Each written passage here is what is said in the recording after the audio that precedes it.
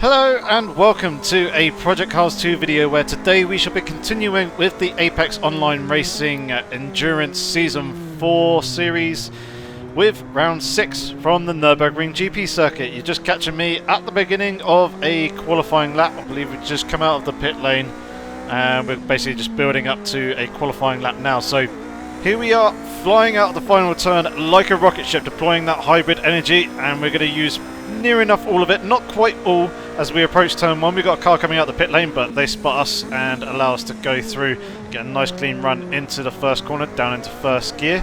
Coming into turn 2, chuck the car in, hold it in third gear, just hold it nice and steady, letting the car float to the right hand side before coming into the fairly tricky second gear, left hander of turn 3.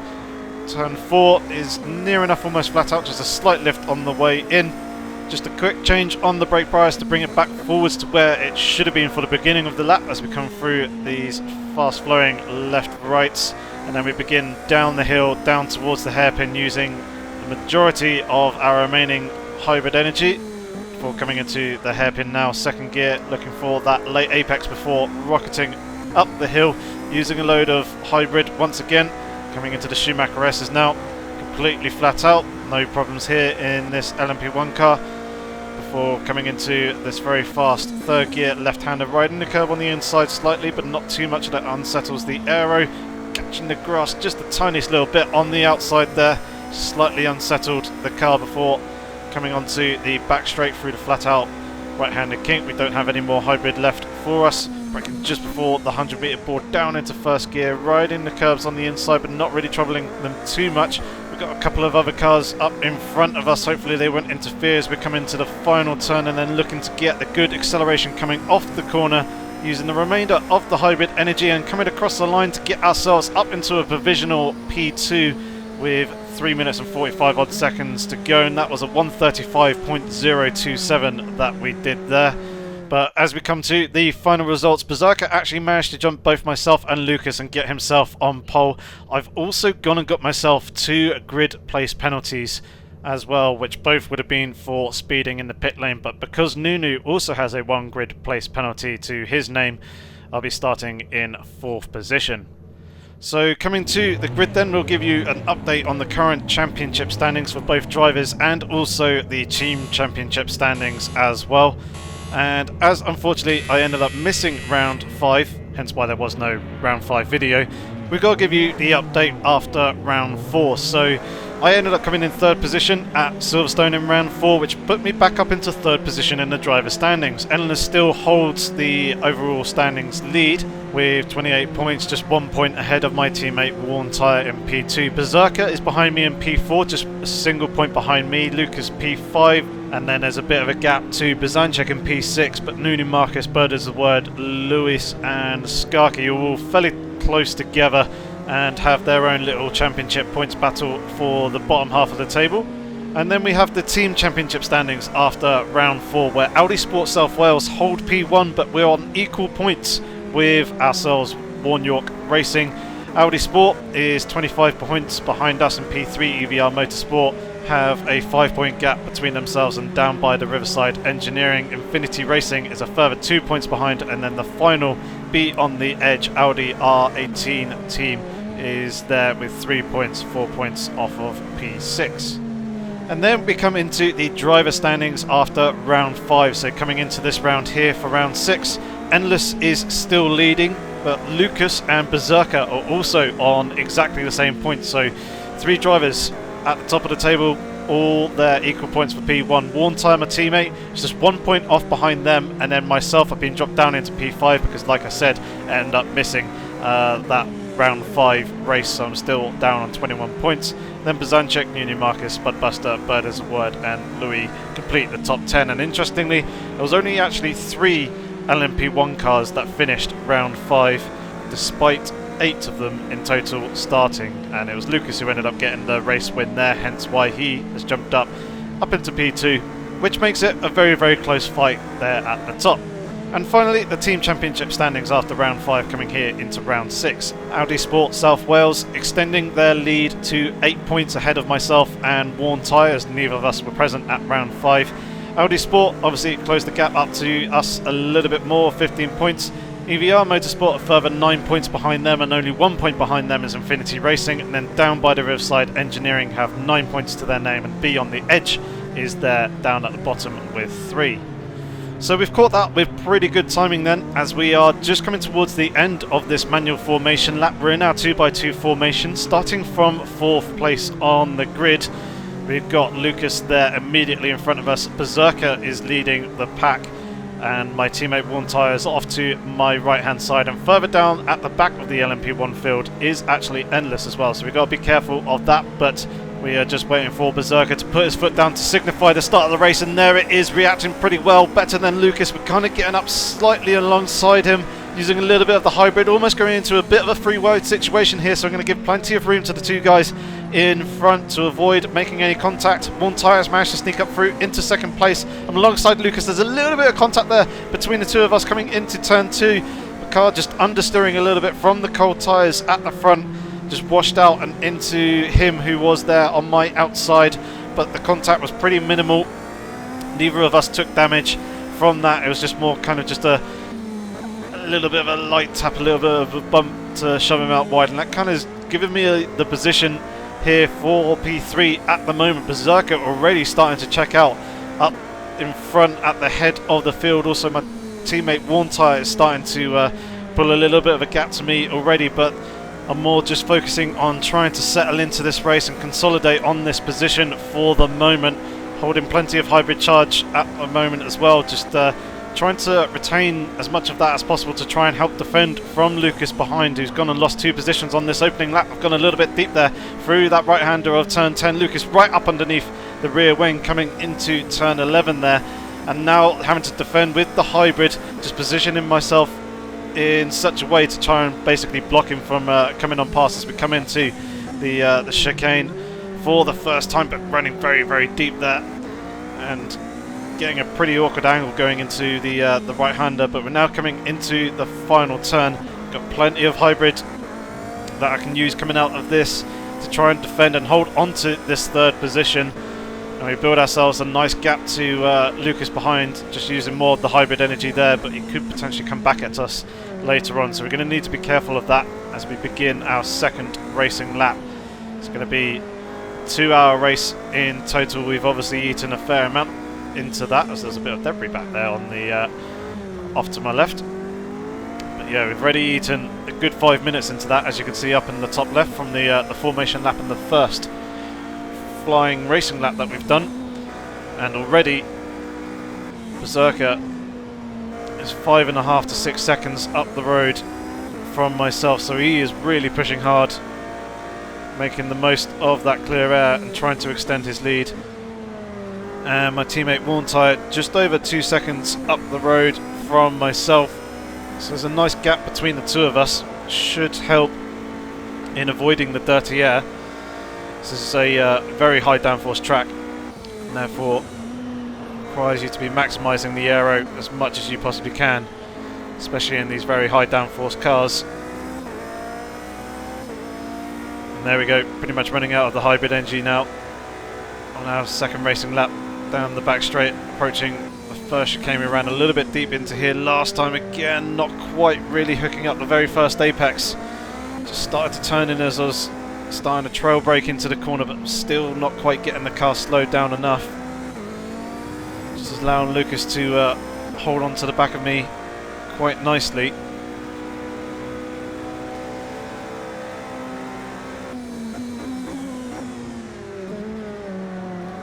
Get the car quite nicely slowed for turn 1. As Lucas had a slight moment there actually as well in that first corner. Looking in the rear view monitor, that's up there at the top of the screen.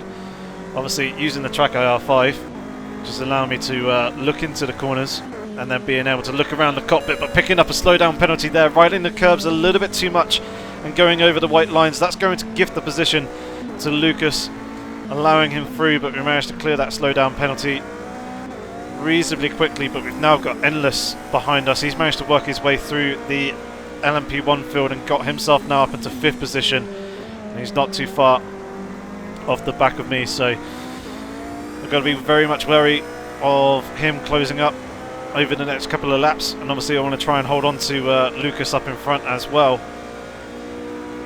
And ideally, depending on Endless's pace, see if we can let him through and see if we can hold on to the back of him to bring ourselves back up to Lucas if we can't close up onto him ourselves. At the moment he's building a relatively nice buffer to us, but yeah, just making the odd little mistake here and there, and once again not getting the car slowed down enough for the final chicane. Just going to allow Lucas to pull away even more, and Endless to get ever closer, as he was very, very close there in that final turn. But as you can probably tell already, this is going to be a very fast and frantic race. There isn't a huge amount of time to kind of settle down and take a breather or a little bit of a break. The corners come up on you very, very quickly in these LMP1 cars, such as their rate of acceleration. It's almost as if one corner leads into another with just a couple of straights dotted here and there around the circuit, and then when obviously you factor in traffic and battling for position as well, it's going to be quite a mentally draining one, as the concentration and focus levels are going to need to be very, very high, as Lucas has gone and made a mistake and spun off at the exit of turn 6 there and off to the right hand side of the circuit. That's allowed both myself and Endless to go through, so I'm back up onto the final step of the podium for the moment, but we've got an hour and 51 minutes to try and hold on to this third place. And now we've also got the factor of traffic going to be coming into play, as Crop is going to be our first victim in the GTE car. I do believe we did pass one of the GTEs whilst they were making a pit in the early laps, but this is the first bit of traffic that we're having to deal with on the circuit. So we're past the Aston, but we've got a bunch of GTEs up in front. We've also got a LMP1 car as well. It looks like they were going to need to pass and put a lap on relatively soon, so we managed to pass that Porsche before the final corner. Bit of a tongue twister there. Getting very, very close to the back of the Ford GT of Flecky and Sky. And now we've got the Aston of Andrex here in front of us. We're not going to be able to pass him before turn 1, so we'll settle in behind. Do it round the outside in turn 2 instead, but it gives me a bit of a squeeze and I'm being pushed way out wide there and having to take very much the long way around him. He did apologise to me in voice chat, saying that he was going to open up the inside, but it's not really the ideal way of dealing with the LMP1 cars, and instead it's just better to hold your racing line instead as we go down the inside of an LMP2 car there. Slight little wiggle from myself, and now got Endless actually alongside, but deploying the hybrid, managing to thread the needle through a very, very tiny gap, and Endless, rightly so, giving me a flash of the lights, saying that that was a pretty risky and dangerous move, and he wasn't particularly happy with that. As, yeah, that was very, very close, and actually Endless has gone and made a mistake down in the hairpin, had a spin, I believe, and as Lucas is now back up into P4, and Lucas is now back down into P5, possibly distracted by me squeezing through a very, very small gap just in front of him. But, yeah, obviously pushing hard to try and work our way through the traffic as quickly as possible, because as you can see up in the top left hand corner, I'm 11 seconds off the back of Berserker now, who's managed to filter through the traffic much more effectively than I have. Worn Tyre has also done a much better job than I have as well. Has been able to pass him at a very similar rate to Berserker, whereas obviously being a little bit slower and a little bit more cautious, got held up in 1 or 2 places. But we're through the majority of it, just 2 more GTE cars to go. And we've also obviously got the LMP2 cars that we need to work through as well. And now Endless is back ahead of Lucas, so those 2 drivers seem to be trading positions behind us. Just hope that we can hold this little gap to Endless for as long as possible and try and hold on to this 3rd position. A bit shy of the apex there, but we got it for turn 6. But could have been earlier on the throttle out through the exit and out a bit wider to the exit curb. Looking up double apex here in this hairpin. Get a nice early one. Have a slight wander and a deeper run through the mid corner, and then bring it back for a late apex, and that was the final GTE car that we needed to pass. Zenpower and the LMP2 car quite nicely moving out the way for us there, but even still that can be hard to predict at times, and that just causes you to hesitate a little bit. So it seems like Endless has managed to get through all that traffic now as well. He's the car that's immediately behind us.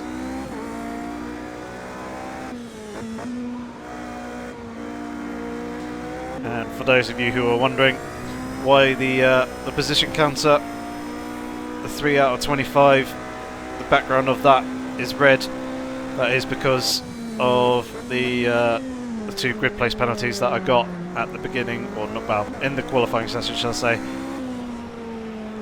And the marker just carries over on into the race, so I haven't picked up any penalties here in this race, so don't worry about that. But that is the explanation as to why the background is red there up in the top left hand corner.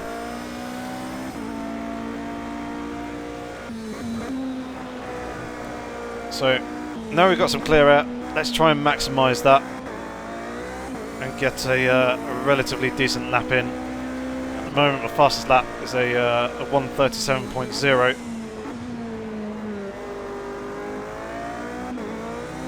We've got an LMP2 car up here in front of us. Going through the Schumacher S's quite nicely, we should be able to pass him before the next left-hander. Having to do that in the braking zone, which is going to make the corner a little bit tighter for myself than I would have liked to. And a good run there out for turn 11. Turn 12, completely flat out before coming into the chicane. Hopefully we can get it slowed down this time, which we do. Just sticking to that lower curb, not going up onto the bigger sausage curbs. Just doing that, just detach some of the airflow going over the car and lose aero performance, and settles the car a little bit and kind of lifts it up, which then makes it more difficult to get hard on the accelerator coming out through the exit. So be trying to stay off those higher curbs throughout the duration of the race.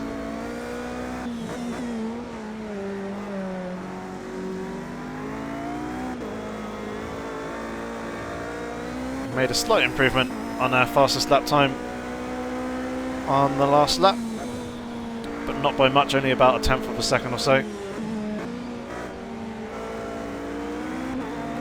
So past the second place LMP2 car.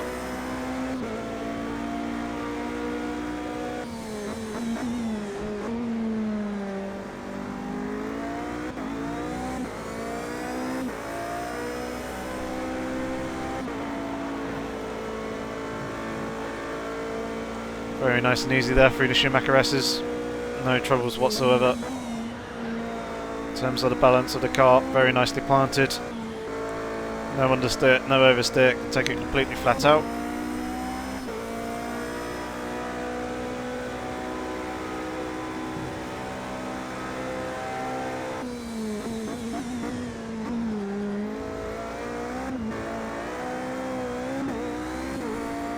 Another half decent run through the chicane there.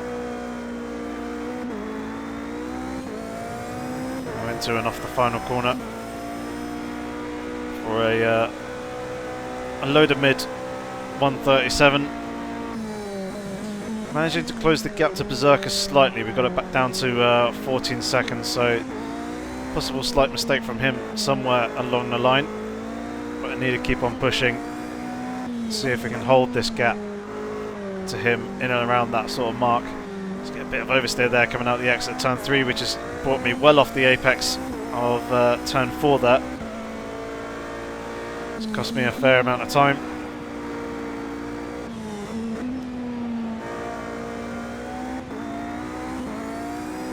So it's just simple little mistakes like that that can be really, really frustrating in these LMP1 cars.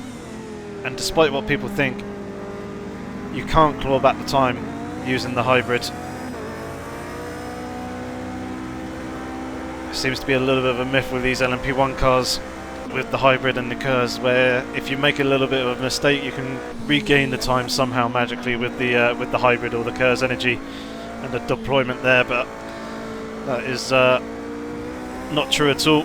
if anything, it makes it even worse, as you're having to use more of the hybrid energy and more of the curves to bring you up to the speed that you should have been at when you would stop using it. And then obviously that is then going to affect the rest of the lap as well, because you've used more of the hybrid energy,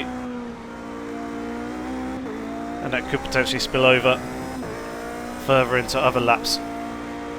So every little mistake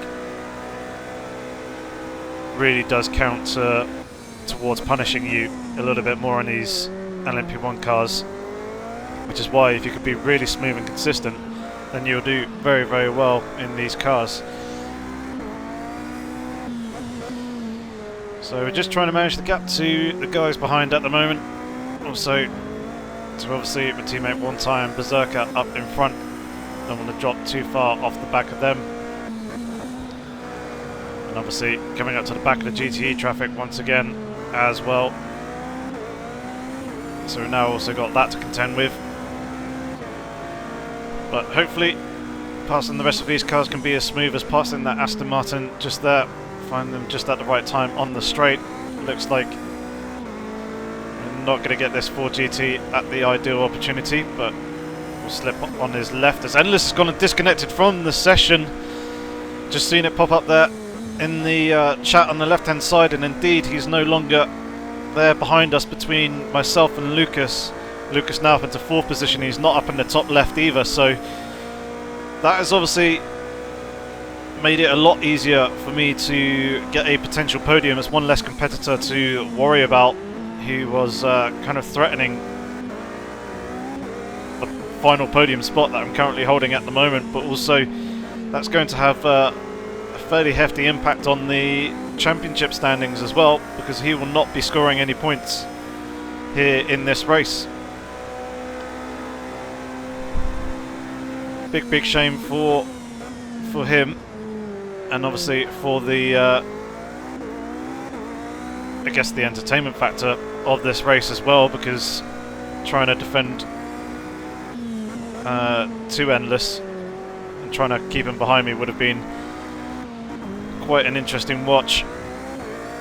But now don't have to worry about that, and Lucas has gone and lost a bit more time with some GTE traffic as well, although I'm now getting caught up behind Andrex here, which will allow Lucas to potentially close up onto the back of me, but I think he was stuck behind TPW as well, so both of us losing even more time. But yeah, that's a pretty significant turning point quite early on in this race. We also saw that Nunu has left the session, as well as catching this Ford GT at just the wrong time through the Schumacher S's. I was hoping that I would have been able to time it right, but I did just misjudge it slightly. I was hoping that I wouldn't have to lift off the throttle there. But the closing speed was a little bit quicker than I was initially anticipating. Should get this Corvette before we get to the braking zone for the final chicane, and indeed we do. So now it's just the LMP2 car who will probably take coming out of the final corner. Just follow it on through, so our apex speeds will be fairly similar, as you can see. Obviously coming off the turn, we've got the hybrid energy to use, and can use that to slingshot me past. Just a quick look at the Motec display there, just double checking fuel usage per lap and also the temperature of the tyres as well. As you can see, the front right, both front tyres are a little bit cool. They're kind of there in the 70s, which is in fact pretty good, being on the soft tyres. Going through corners like that will obviously work the rubber and generate the heat, bring them more back up to temperature.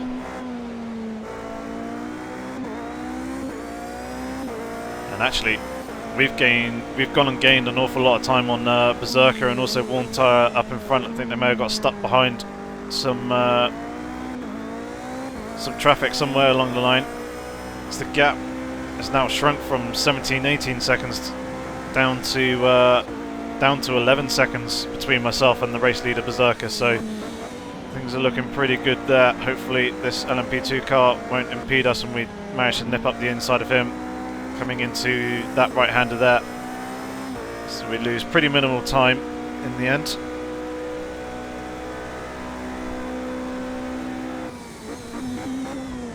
as King Kodiak leaves the session. He is our he was our race director and broadcaster for these races in the commentary box, providing a live stream at the time. So obviously that's not good for the live stream, but it doesn't affect any of the racing positions in any of the classes, as he himself is not racing. He should join back in as well. I think it was just a slight connection issue on his end. And now the gap between ourselves and Berserker now under 10 seconds. So these last couple of laps have been pretty good, turning up the wick in terms of the pace. Being more fortunate with the traffic and getting back within 10 seconds of the race leader. One tyre I think is closed up onto the back of Berserker as well a little bit, so I think it is very much traffic that's just coming into play at various points. Should be able to get this GTE. LMP2 will have to sit behind coming through the Schumacher S's here, but hopefully we'll get him on the exit as he goes and runs off into the gravel on the right hand side. Obviously probably just taking a look in the mirror to see where I was behind, and then process of doing so getting himself distracted and yeah, running off the circuit there. I want to try and get this Corvette before the braking zone, so slip past him on the right. Should manage to do so. Empire giving me plenty of room, which is very kind of him.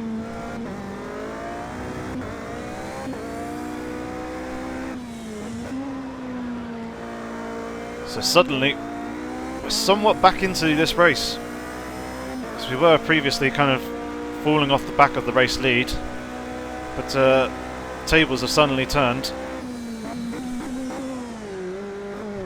slightly, not fully, but slightly, and yeah, we're kind of lurking in and around the 10-second mark to the race leader. But obviously Berserker's got the pace in him when he's running in the clear air and isn't contending with lap traffic, so no doubt he'll probably start to extend his lead once again. Just need to keep my nose clean, make sure that I'm maximising the corners and not making any silly mistakes and giving away free time. So catch the LMP2 there, kind of mid-corner in the hairpin. Should be able to pass it though before the Schumacher S's, and indeed we do.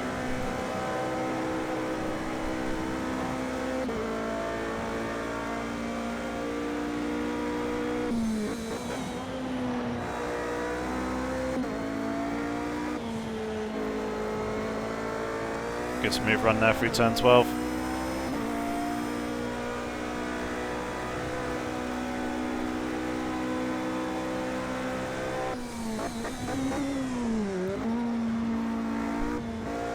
Starting to feel a bit more comfortable in the braking zone for that chicane now. Obviously earlier on in the opening laps we were really struggling to get the car slowed down properly, and was running a little bit deep into the left-hander, but now we've kind of got it near enough bang on.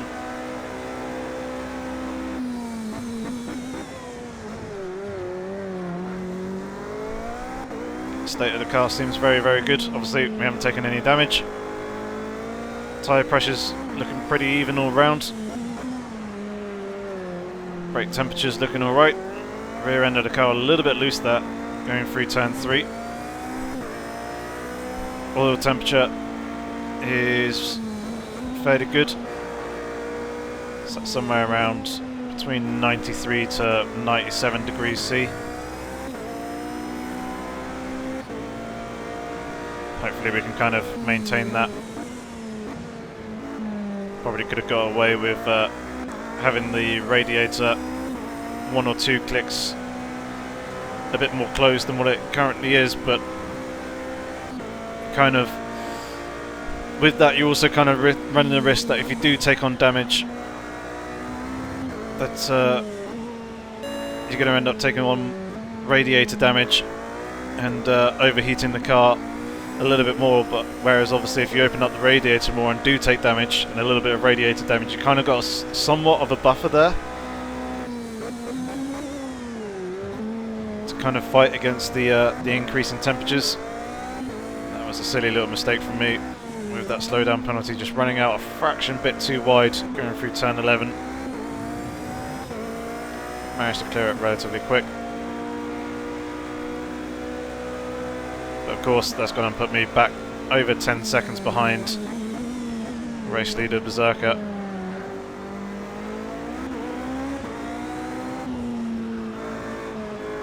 Going around the outside of the LMP2 car, need to be careful with that curve though. Just about managing to save it.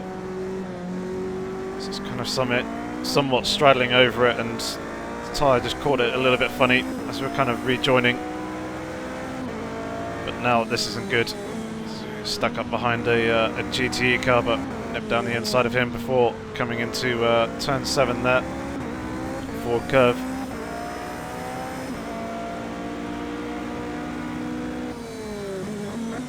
It didn't seem all that long ago that we're actually going past the Aston of Crop and also the Corvette of Smolder as well. So you do come across the lap traffic pretty quickly around this circuit. Obviously, it helps to keep you a little bit more alert and a little bit more focused. Much shorter periods of rest in comparison to some of the other circuits.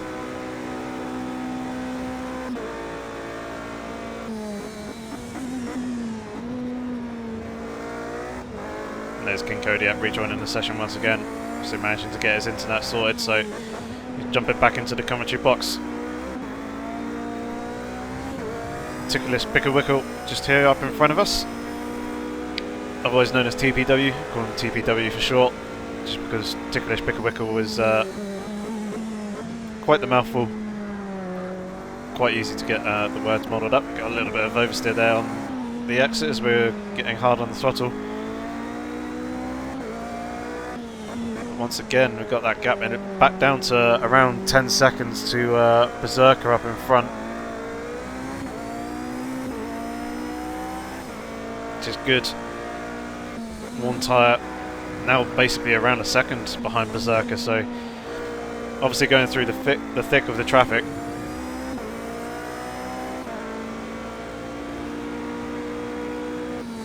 Which we'll be coming across fairly soon.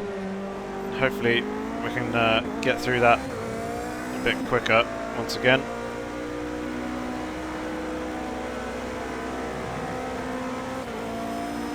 Using a little bit of hybrid there to get past the LMP2, which obviously give me less coming onto this straight here, but would have gained some of that back in the braking zone for the previous turn 11. Darbu and Andrex battling away for position. Andrex now up into P5.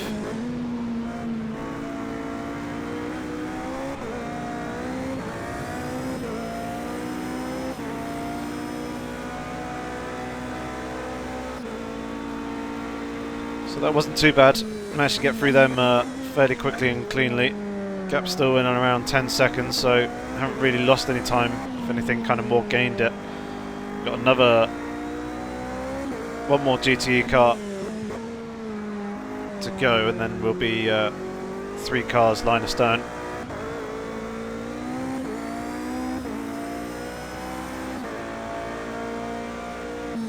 Although Berserker's now going to chuck another GTE car in between us to get very, very loose there. Coming through turn 7, just about managing to hold on to it, and then for good measure just getting the slowdown penalty on the exit, but I was able to clear that very, very quickly, which is good.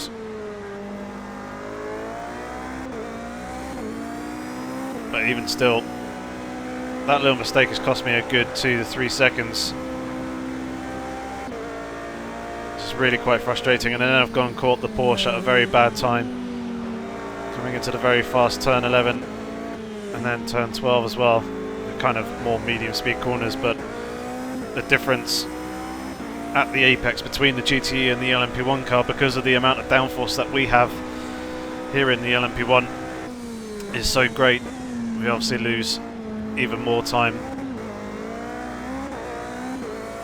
which isn't ideal. And now that's also allowed Lucas to close up onto the back of me as well. Just a couple of seconds behind. So a few small frustrating errors. It's the BMW M6 GT car. Marauder in front just has a very small slight lockup going into turn 1. Just saw the little puff of smoke. And again having another lockup there, which isn't ideal. Now we're caught up behind him. So wait patiently for the exit of turn 4 to go past. This is turn 5 there, that very small right-handed kink. It's almost pretty much non-existent. It's counted as turn 6 and then 7 that we're into now. And then the hairpin at the bottom of the hill. It's turn 8.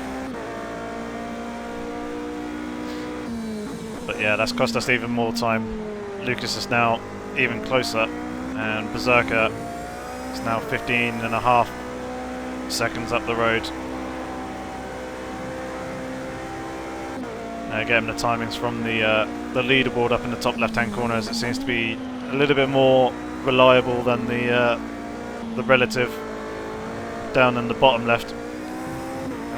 Although the relative is fairly useful, because there's an LMP2 car off the circuit there, it's the timings on it fluctuate up and down a little bit more sporadically than the leaderboard does. The leaderboard just tends to be a little bit more accurate and more reliable.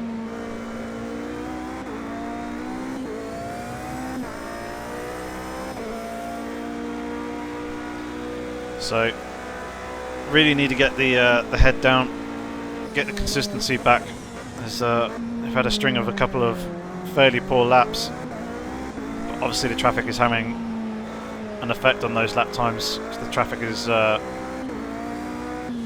basically impacting near enough every single lap that we're doing at this point in the race. So once again the rear of the car not entirely 100% stable going through turn 3.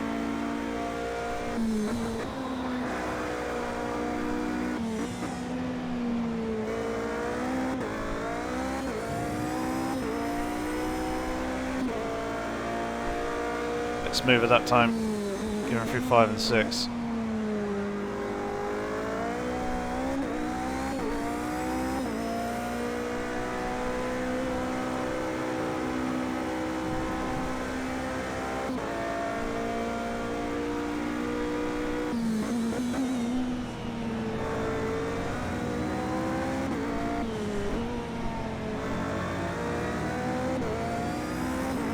Trying to find the right line and approach behind the Corvette there to try and make a decent pass. There's quite a few people who've gone and disconnected from the session there. There's 3 of them in fairly quick succession. Now down to 19 drivers overall. See, that's not great in terms of participation, but in some ways it does help with the traffic. So there's now going to be less of it. And we've now got Lucas right behind us as well, although it looked like he was having a bit of over rotation coming through turn 1. Slipped past M-Power before turn 3 on the inside.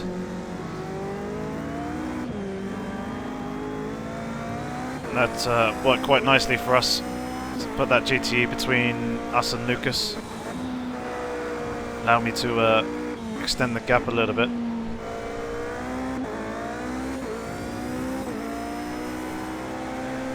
Gap still in around 15.5 seconds to Berserker up in front.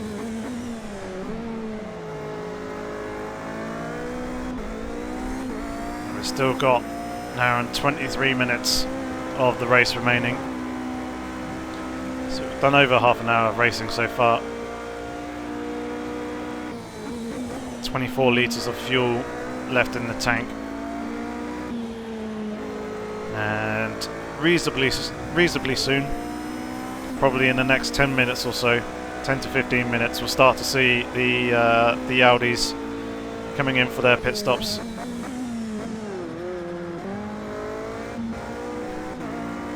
So obviously they have the smaller fuel tank, and then a bit behind them myself and worn tyre in the Toyota, and then also the the Porsche 919 drivers will be in to make their stops, as well as there's another driver disconnecting from the session there. That's what it looked like. It was locked up and stationary, although the overall driver count hasn't actually changed, so maybe it was just a little bit of lag. But I can see Lucas behind me is still going, so we haven't lost connection to the session, which is good. Obviously that'll be absolutely horrendous for us in terms of the championship. I'm obviously a bit further down the table from where I would like to be, having missed two rounds so far this season. So I need to get all the points that I possibly can to bring myself back up closer to the guys at the head of the table. We've got a Porsche here to see if we can try and grab him just as we're coming into the braking zone, which we do manage to do, which is good for us. It's made Lucas have to go a little bit tight coming through the exit of turn 11 there. But still he managed to pass him relatively quick. I think this is the Porsche 919 that we saw locked up in the entry to turn run, and now I've got the chicane oh so horribly wrong, and Lucas managed to get a perfect run through that and also be able to still hold the speed and momentum coming off the chicane itself. Has managed to sneak up by inside into the final turn, but using more of the hybrid here, having a little bit more available, I'm able to come back at him, looking to the inside into turn 1. Should be able to get this, providing I get a nice smooth neat corner, which I do manage to do. Lucas settling behind, trying to go for a bit of a switch back, but I'm going to have the inside line for turn 2 here. I do manage to retake the position, kind of using some of the dirty air to my advantage to hold him behind and not let him come back at me through turns 2 or 3. It's pretty dangerous with the Corvette here, managing to sneak through up the inside, and Lucas has got caught up behind that Corvette. It's allowed me to get a little bit more breathing room as we're coming through turn 7 there and off that corner. So that's played quite nicely into our hands there, just with that one single car catching and passing him at the exact right moment, worked into our favour. But we've now got the Porsche LMP1 car up in front, who will need to move over at some point, and actually goes and makes a mistake there into turn 11, which allows me to slip on through without being affected. So now Lucas has got another car between myself and him. Just allow me to kind of recompose myself, this time managing to nail the braking point for the chicane. And Lucas has got it very, very wrong there going into the chicane, I think, getting caught up behind the Porsche as well, which is going to drop him off the back of him even further.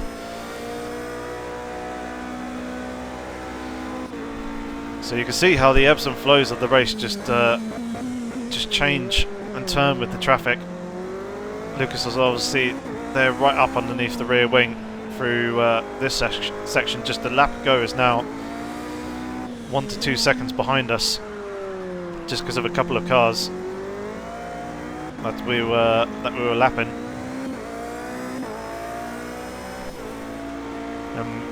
In and amongst all those exchanges, we've gone and lost a bit more time to Berserker once again. The gap now back up to 17 seconds. So once again, head down, eyes forward, and we'll focus on trying to close that gap back up as we're coming in towards the pit stop phases.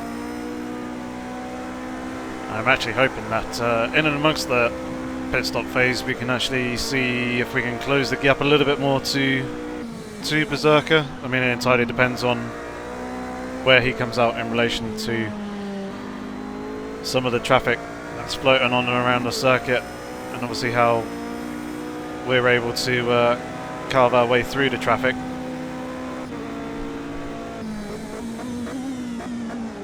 There's 18 cars now, including ourselves. So there's a lot less cars circulating the track than there was previously.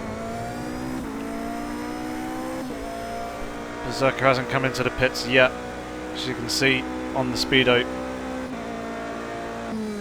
Got 17.5 litres of fuel. So we've got 2 Porsches in front of us. One GT, one LMP1. Fighting with the car a little bit there through turn 2. And then turn 3 getting very close to the back of the GTE Porsche, driven by F1 racer. It's kind of semi leaving the door open, even though I knew he was going to come back onto the racing line. Just kind of making use of the space that was there, but in a way it's going to cost me because I've now lost time to Lucas, who's closed up behind me, but he now has the LMP1 Porsche between ourselves and him, or at least it did for a moment, and the Porsche let him go through down the inside. The turning point to the hairpin at the bottom of the hill there.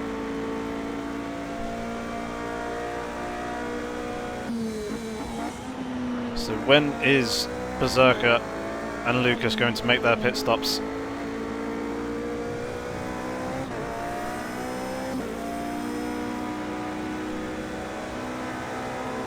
That is a question that is running through my mind at the moment.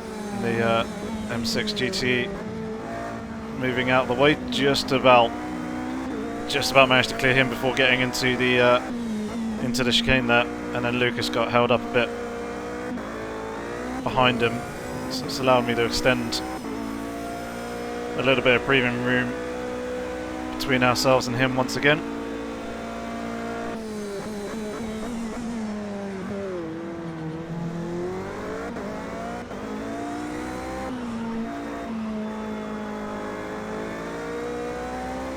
Car a lot more stable through turn 2 this time.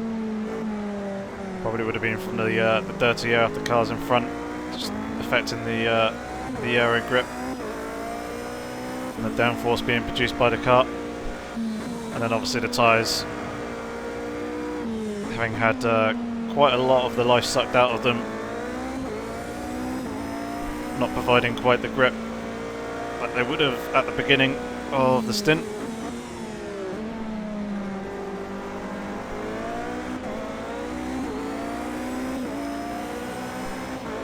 Just about managing to clear the LMP2 car before getting into the Schumacher S's there. It's fairly critical, otherwise I would have got caught up behind him coming through 2 high-speed corners. Which wouldn't have been too bad because the LMP2s are fairly quick through there, but obviously it just hurts the momentum and the acceleration of having to hesitate on the hybrid. It looks like we're going to get caught up behind this LMP2 coming into the chicane here though, so we'll get on the brakes a little bit earlier, try and harvest a little bit more of the hybrid energy to use coming out through the exit of the corner, and then getting the pass done in through the final turn.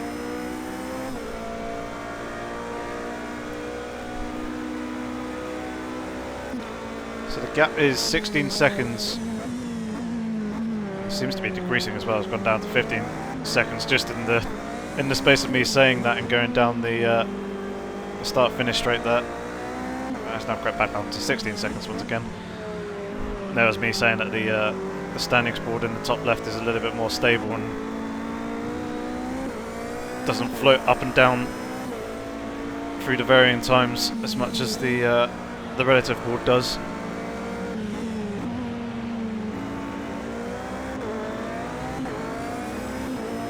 So we're lapping Lama there, who's in 5th position. So even if we lose 4th place, we'll still have a lap to P5, which is a nice buffer, and Lucas has got caught behind that Corvette of Dawood. So that's worked out fantastically for me because I've been able to carry all that speed and momentum and the acceleration up the hill through the Schumacher S's, and Lucas has had to wait until the exit of the Schumacher S's to make the pass. So once again a little bit of a buffer has been established, and Berserker is into the pit lane. So hopefully Lucas is going to be into the pits at a similar sort of time and have to worry less about him being there relatively close behind, although it looks like he's made a mistake somewhere along the line.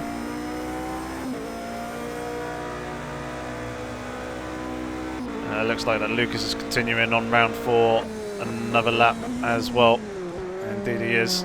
as he's now past Berserker. But that Berserker's now temporarily down into 4th position. We're now currently up into P2, 15.5 seconds off our teammate Worn Tyre.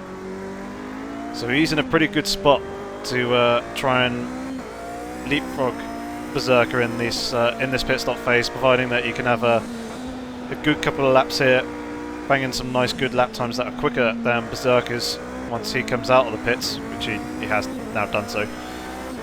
And of course has a good stop that is shorter than Berserker's, and he there may be able to jump him in the pit stops rather than having to do it on track. We're going to get caught behind this Corvette of Empire. Actually no, we do go for the move down the inside, just about managing to sneak that one through.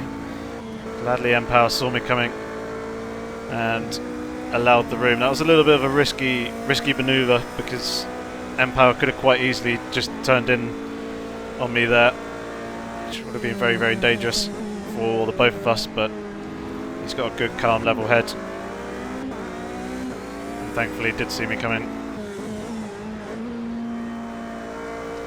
Sometimes you can take that risk with some drivers if you know them and trust them a little bit more. Can kind of somewhat take advantage of that, but obviously drivers who you don't really know, haven't really raced with before, and you're not too sure on their ability and their situational awareness, you need to give that extra little bit of breathing room just to minimise the risk of making contact. Lucas is now in the pits as I'm sliding around all over the place quite consistently now, coming out of turn 3. Probably do with having a little bit more downforce on the car, pretty much all round, to be honest. But especially the rear, as I'm starting to struggle a little bit now on traction coming out of there. Probably also a slight tweak to the diff on the power ramp will probably help and reduce that oversteer.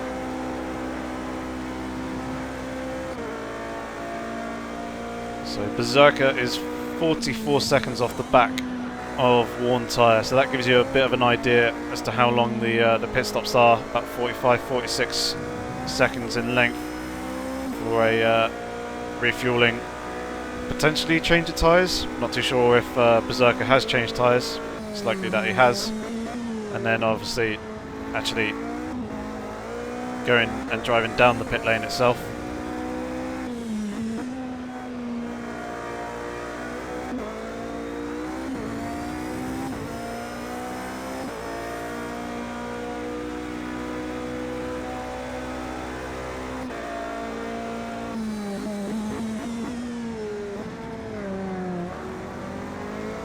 Playing it relatively cautious there into turn 1. I feel like I probably brake a little bit later and a little bit harder and more aggressive. Obviously, it's the increased risk factor of locking up the brakes and making a mistake. So it's quite an easy corner to end up blowing and running in deep, which obviously cost me more time than if I just braked that 5-10 meters earlier. Made sure that I actually hit the apex.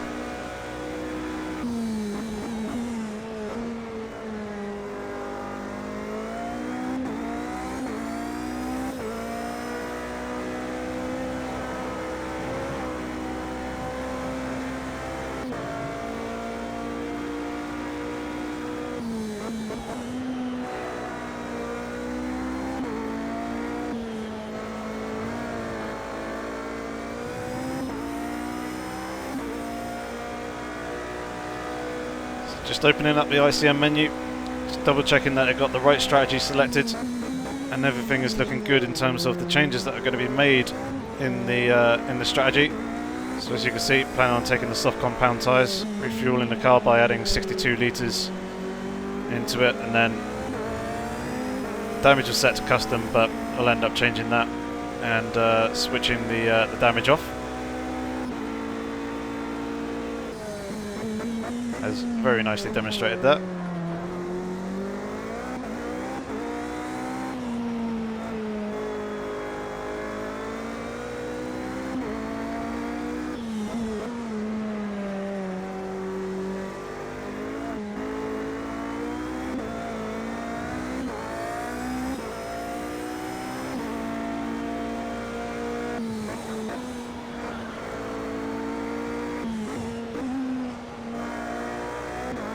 So gap to the teammate. Kind of somewhat steady in around 16 odd seconds. Keeps fluctuating up and down by about a second or so.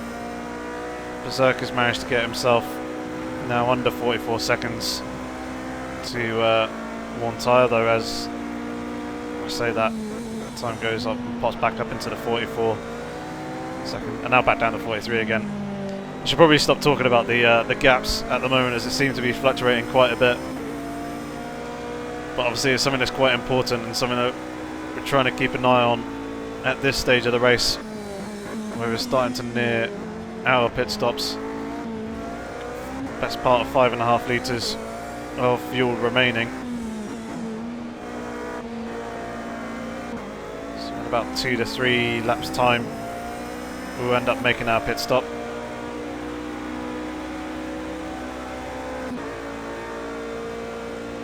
Nice and easy getting past the LMP2 car there. Note that I didn't actually move back across onto the racing line in front of the LMP2 car.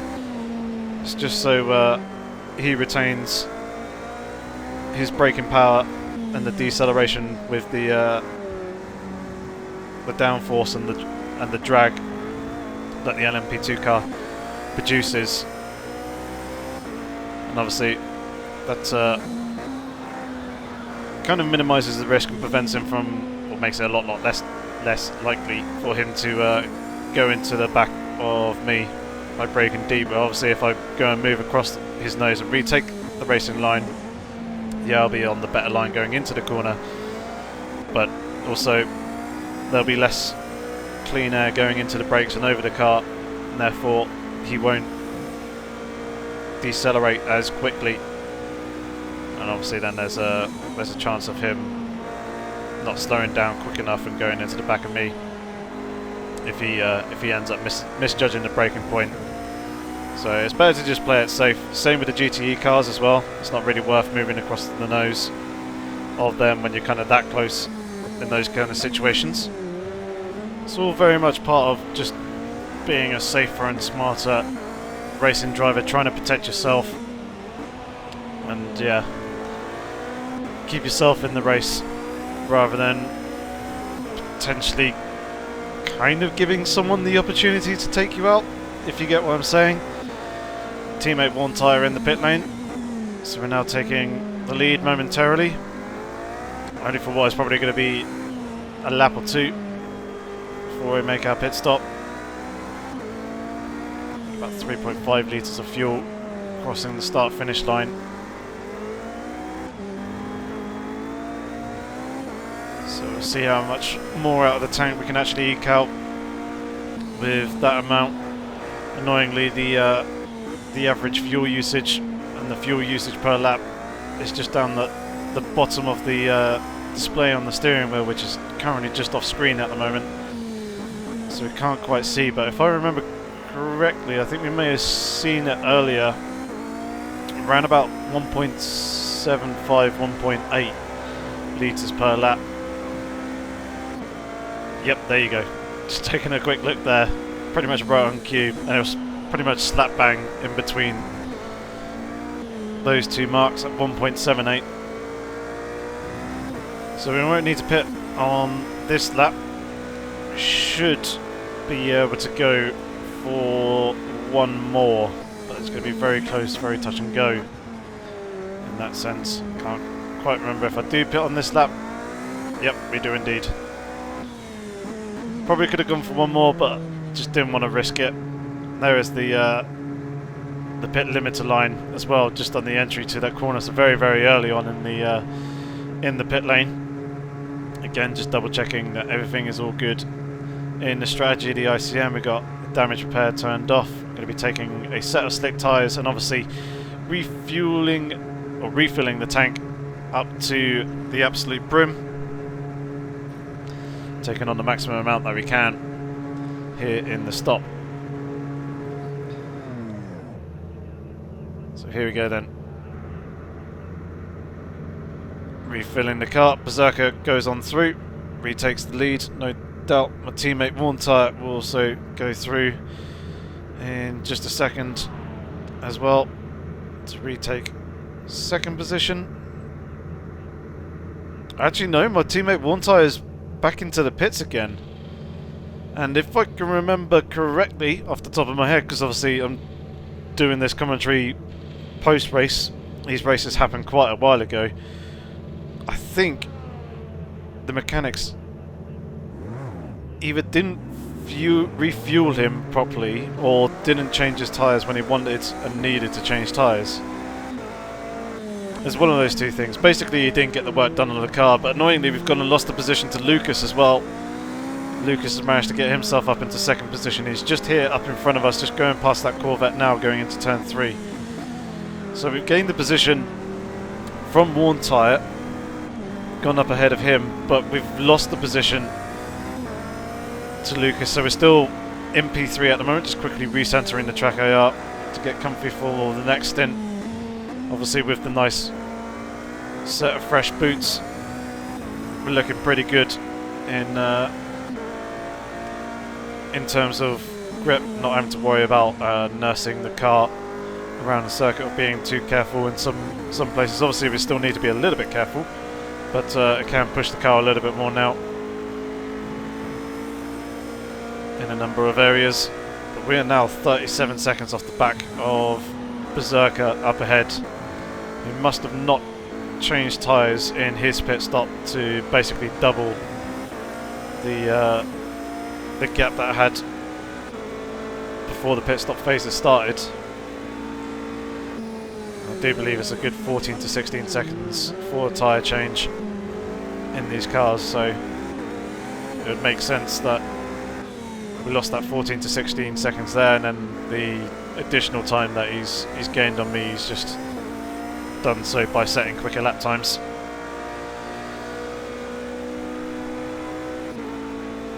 So we're locking on to Lucas in front, setting him as my next target, as he's going to make the mistake there in turn 1. We saw the puff of smoke with a big lockup, but he had actually spun off to the right hand side of the circuit there just after the apex.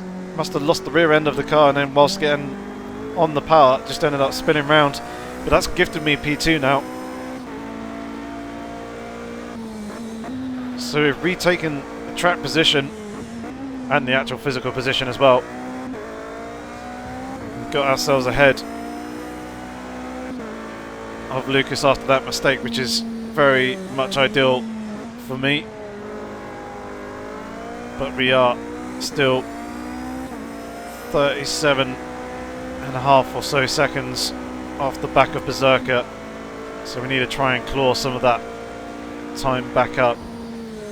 So we're into the final hour of the race as well, so we're very, very close to kind of almost go the full race distance,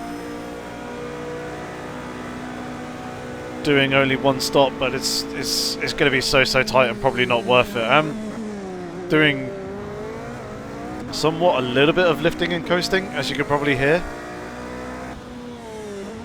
Just seeing if I can try and bring the average fuel usage down to a point where I'll be able to try and extend this stint to last the entire hour, but it's going to be pretty difficult and pretty tough. I think I was also doing it just to try and look after the tyres a little bit as well. This early stage until they get up to temperature. But you can see I'm certainly not pushing quite as hard as it was previously, short shifting a little bit more, just letting the car kind of coast through the corners a little bit, but in some places still trying to push, because obviously it's allowing Lucas behind to close up a little bit. And as you may have seen from the quick clips down at the bottom of the display, previous fuel usage on the last lap was 1.79 litres. So it's going to be key to look at this lap to see how much fuel I have saved by coasting the car around the circuit a little bit more and taking it a little bit more easy. It's only really small minor things, as you can see, shifting a whole set of coloured lights earlier than I was previously. Probably need to be lifting and coasting a fair bit more, but trying not to lose too much time to the guys around me. So here we are, looking down at the display to see what happens in terms of that fuel usage. So we've got GTE Porsche of F1 Racer coming out of the pit lane there. We should get him by going up underneath him at the exit of turn 2, which we do indeed. So he's not going to interfere with us coming through turns 3 or 4, whereas Lucas is going to get caught up behind him. So that works quite nicely in our favour.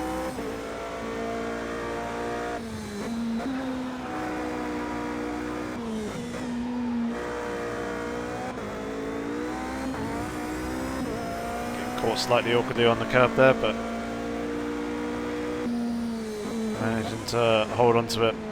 Probably do need to be lifting and coasting a bit more than what I am currently doing if I want to try and extend the fuel out over the entirety of this hour. As you can see, once again, our previous lap's fuel usage was 1.79. Obviously the car being a little bit heavier, doesn't quite have the zip and the acceleration coming off the corners. It's not quite as light, as nimble as it was on a lighter fuel load, so they probably do use a little bit more fuel than it would if I only had a few litres left in the tank. But this will be key here, coming across the start-finish line this time round, to see what the fuel usage was.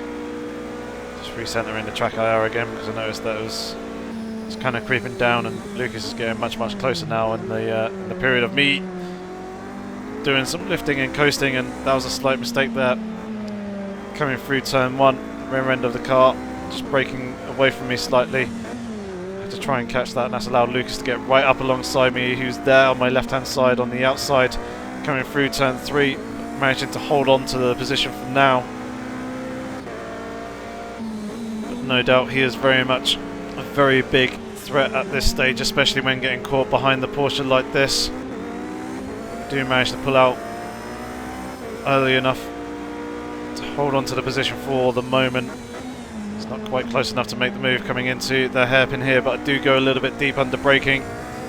Do get a slightly better run coming off of the hairpin than he does. Now this is where the Audi will have a slight advantage in its natural straight line speed. Kind of tends to kick in a little bit more at the top end. He also have the slipstream, but he's got the dirty air coming through these corners here, so I need to try and use that to my advantage. Get a good run here, using all the hybrid that was available to me, but he's used a little bit more, so I'm having to go defensive to the inside line coming into the chicane this time round. I want to try and fight him in the position. He's holding the line there. Oh, there's a little bit of contact between myself and him, and I end up letting him go. Did want to try and fight him through the chicane there, but I just gave him a little bit too much of a squeeze going through the right-hander, and yeah, we ended up bumping into each other. Did end up apologising as well, and as that was very much my fault, I conceded the position. Bit of an odd glance there at the Motec display as Lucas pulls over and lets us on through for some reason. Not entirely sure why, if he felt that that was his fault when it was in fact very much mine for the contact going through the chicane. But either way, I'm back into second for the moment.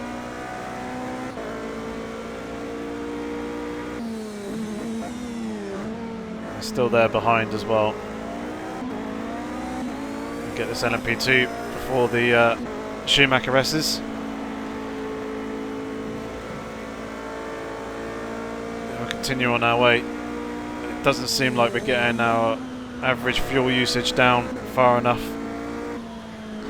So basically you need to ditch this attempt in trying to save fuel and make it last for the longer duration, and instead just focus on trying to extract the raw pace out of the car once again and just go for it.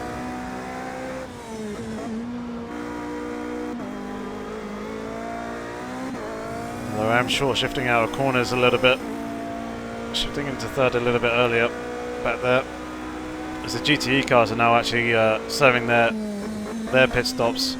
The only one stop that they'll need to make in the race is they can do a full hour on a single tank.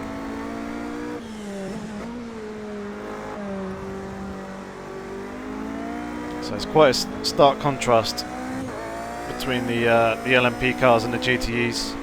GTEs can pretty much go for an hour. I think the LMP2 cars can do near enough an hour's worth of running as well. These LMP1 cars, somewhere between a region of 45 to 50 odd minutes, about 40 to 55 odd minutes depending on the circuit. For the Toyota and the Porsche 919, and then for the Audi it tends to be around somewhere between 35 and 40 odd minutes, again depending on the track. Now the car's starting to get a little bit squirrely on the rear end.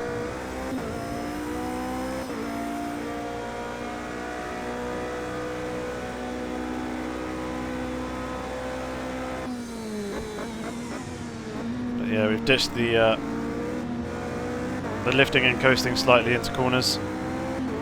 To be fair, it wasn't really too much of a proper effort for it in hindsight. Looking back at it now, did need to lift and coast a lot more as we were very, very close to the back of the Corvette there as we were putting another lap down on him. I sat behind him through the final time because I didn't really feel that was close enough to go for the lunge down the inside. And that's allowed Lucas to close back up onto the rear of me.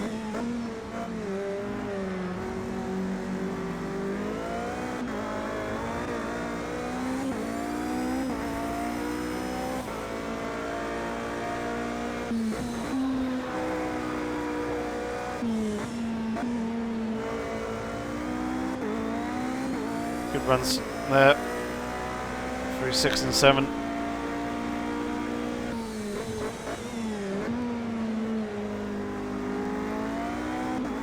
Nice tidy run through the hairpin there. That was a good line.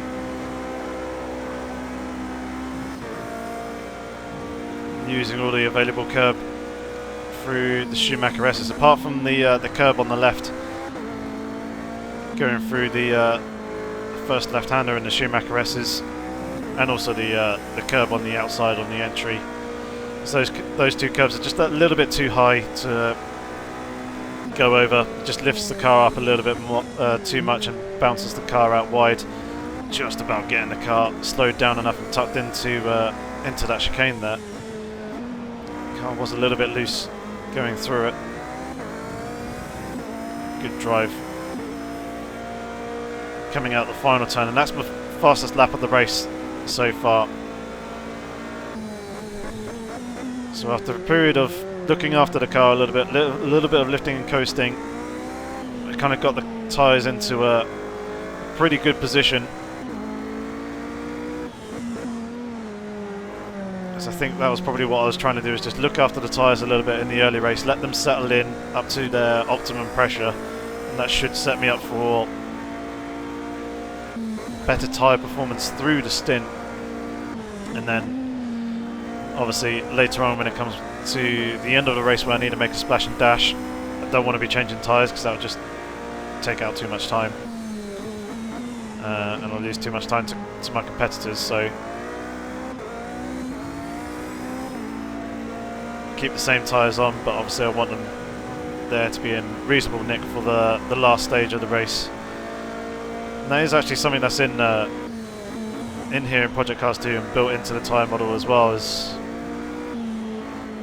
how you drive and work the tyres really does affect their performance over the stint, especially quite early on as well. If you really go hard in the opening laps and absolutely butcher the tyres, you can end up just kind of taking a little bit too much out of them too early on, and they just don't quite settle in properly. and don't quite provide you the grip that you're after. So if you look after them for a couple of laps, or a few laps, and then start to push, they should work a lot better in longer races. Obviously short sprint races, just go for it from the start. It's not really worth looking after the tyres, but if you've got a race that's 15 or 20 laps longer, obviously depending on the circuit, obviously somewhere like Le Mans or Nordschleife, a race that is going to last a good 20-25 minutes or more, then it may be worth just looking after the tyres for a lap or two. Coming up behind the Corvette here of M-Power. Pass him quite comfortably for the Schumacher S's, and so does Lucas this time round. So he's going to follow me through. He's going to have the slipstream here as well, approaching this left-hander, but he's nowhere near close enough to try and make a move. It's quite a short braking zone as well, so unless you're actually there up alongside the other driver, there's no point in trying to make a move there. But he's got the run on me here, but we've boxed him in with that Porsche GTE car, and that's allowed us to keep him behind me for the moment as he sticks in behind coming into the chicane. But I get that also very wrong on the exit. So does Lucas as well. I think probably got scared slightly by me losing the car and trying to scramble to recover it. Ended up losing his own and trying to avoid me. It's giving me a little bit of a buffer, but no doubt Lucas seems to be in a stronger position at this stage in the race in terms of pace.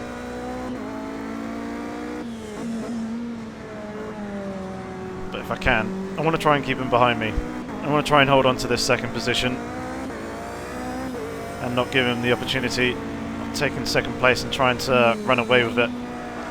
So it may very well happen. I may end up giving him P2 to try and follow him and stick with him and see if we can close the gap to Berserker a little bit, and then him just disappear off into the distance, which obviously I don't want to do. So despite the considerable amount of time remaining in the race, I wanted to try and hold on to this onto this second place,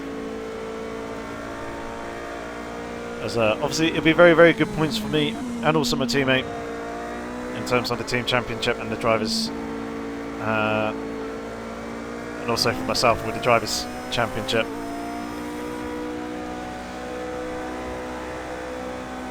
And obviously with my teammate in 4th position, I'll be scoring a pretty decent haul of points here in comparison to Audi Sport South Wales, as Endless is unfortunately disconnected from the session, and then his teammate Berserker is out there in the race lead, so he's going to be scoring 10 points. I'm going to get 8. Lucas, if he finishes in 3rd, is going to get 6. One tyre will get 5. I believe it's 5. It's either 5 or 4 points, but either way, decent haul of points will outscore Audi Sport South Wales here in this race, and we'll close that gap a little bit to them.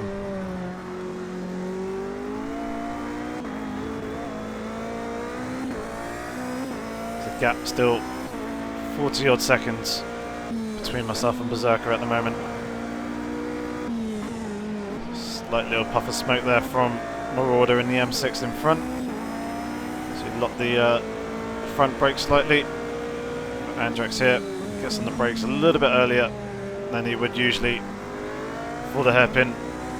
Just facilitated the pass for me to go on through, and that has worked out very, very nicely as Lucas has got caught up behind those two guys going through the Schumacher S's. He's managed to clear one of them, and he's also managed to get Andrex as well before the left-hander at turn 11, so he didn't end up losing any more time than he already had done. So we'll keep on pushing, see if we can build the gap to Lucas a little bit more, and also see what we can do about this gap to Berserker in front, because he's got quite a substantial lead.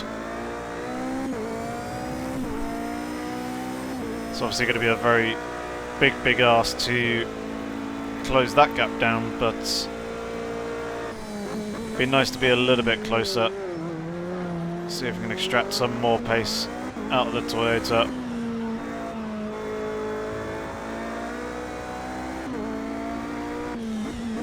Naturally, worn tyre is starting to close up onto the back of us as well, so it'd be quite nice to bring him into play.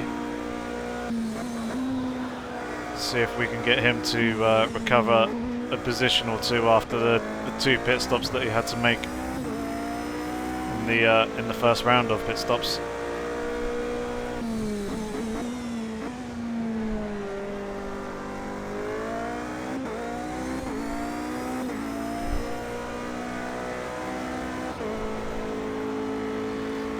Nice tidy runs there through the hairpin and then the Schumacher S's.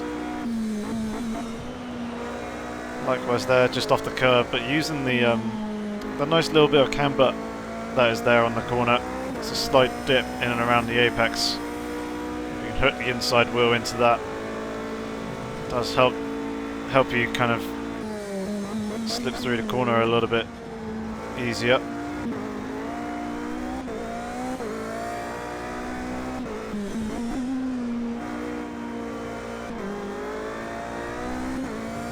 The car is feeling pretty good at this stage. Just need to get the consistent lap times going once again. 2PW here in front of us.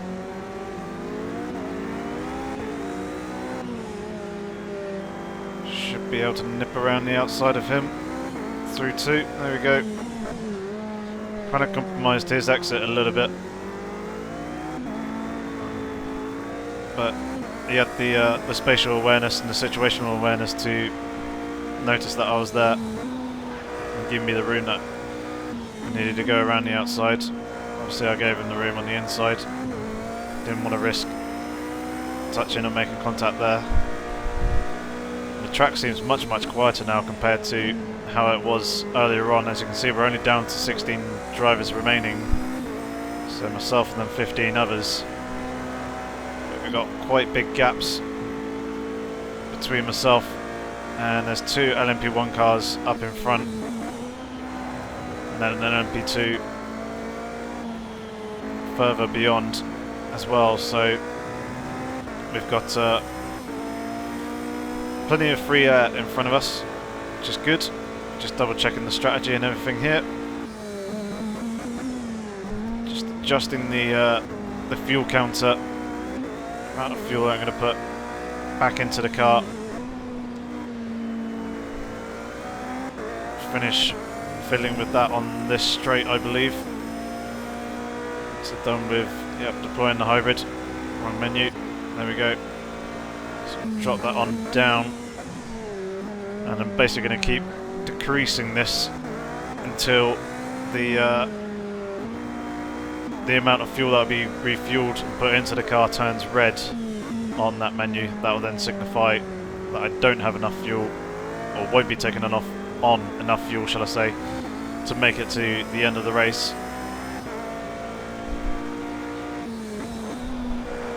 So it is very much seeming like it's going to be just a quick splash and dash in order to get us to the finish line.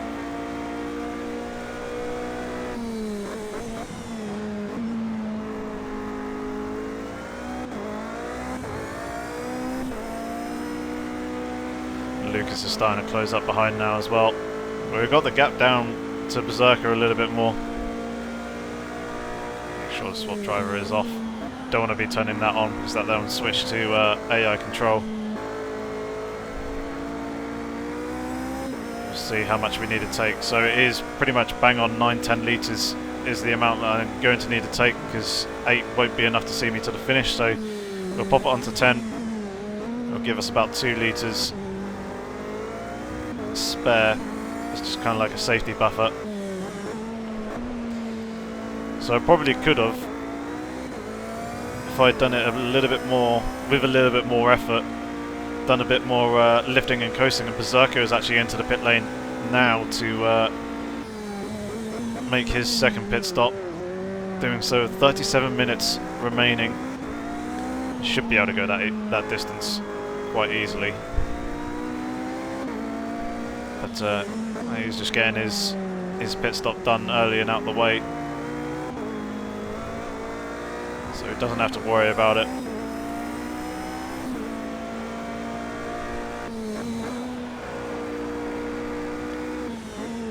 So now we're back out in front once again. Lucas is there about a second behind. Wonder how long it'll be until he decides to make his pit stop. Me and one tyre should be able to go on for quite a while, into the last 15 minutes or so.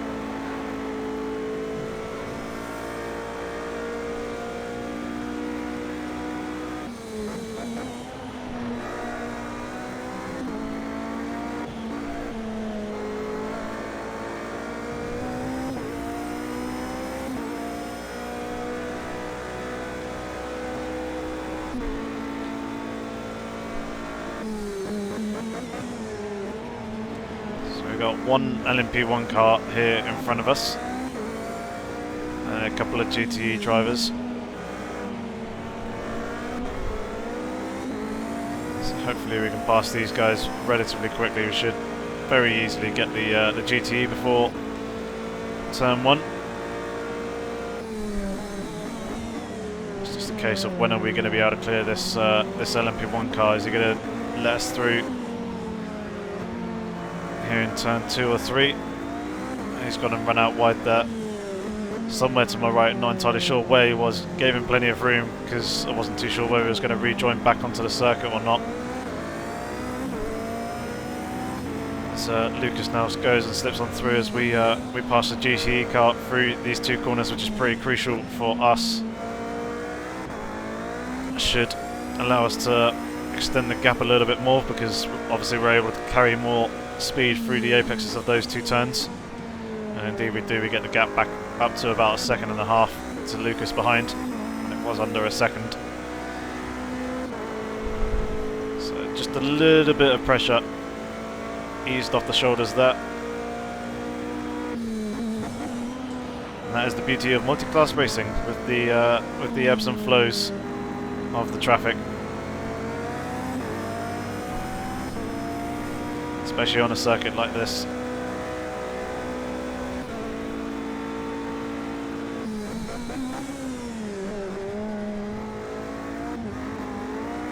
Threading our way through the chicane quite nicely. Riding the curb a little bit through the right-hander. Probably could have been a little bit tighter to the apex. And the left-hander on the entry.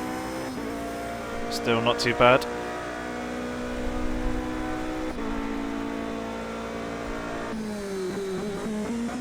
See how quickly we can close up to these 2 GTs up here in front of us. Crossing the line, it was about 13 odd seconds or so.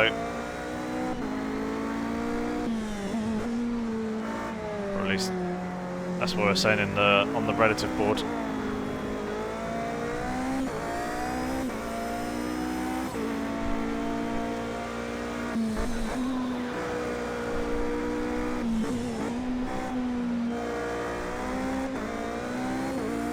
I imagine we should catch them towards the end of the lap, I would have thought.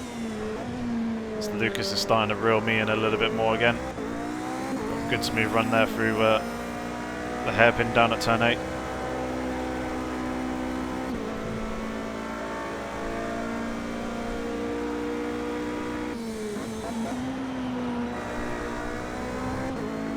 Oh, Lucas has gone out wide. That's going to be a slowdown penalty for him if he doesn't clear the slowdown warning.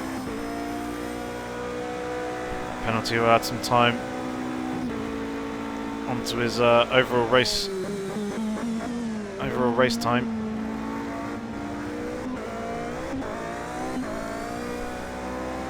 And look at that, near enough bang on the money, coming out the exit of the final turn and passing the GTE car. So I managed to predict that and judge that pretty well. Calling that one. See that Antrax is now up into 2nd position in the GTE class, but I'm not too sure how many GTE drivers have actually dropped from from this race and those who have left the session throughout the course of the race and got caught on the curb on the outside there, which has basically halted my progress and prevented me from actually passing Andrex coming into turn 3, either the inside or outside, and that's going to allow Lucas to close right up onto the back of us. You can see him there in the rear view monitor up at the top of the cockpit. So I'm going to need to keep an eye on him. I want to try and hold some of the hybrid to use it strategically in the right places. The main one is going to be coming into the chicane towards the end of the lap.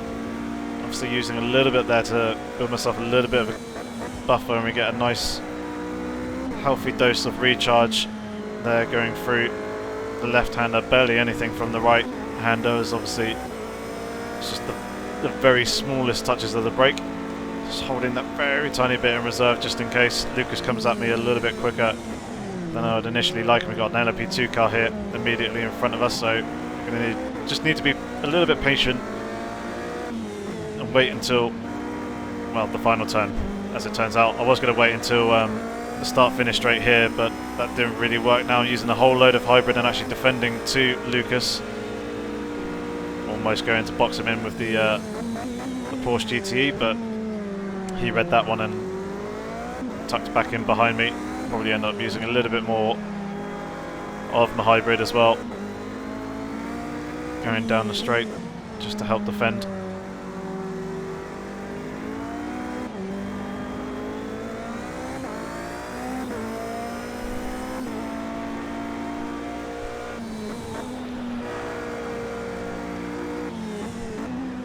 And Berserker's also been closing the gap down as well. He was about 15 odd seconds behind when he came out of the pit lane.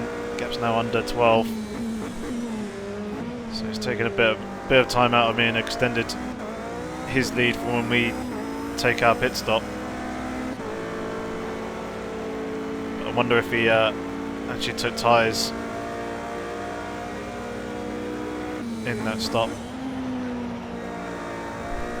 We'll see how much time we end up losing when we come into the pit lane, running deep there, going through turn 12. That's going to be far from ideal. Now Lucas is right there behind us. He's using a whole load of hybrid, defending, coming into the chicane, but not going to be anywhere near close enough to really defend that, as he managed to get ahead. We're right up there underneath the rear wing, looking and staring down the diffuser, having a bit of a look coming here into the final turn. He's having to give me the racing room, but it's just about enough for the width of the Toyota.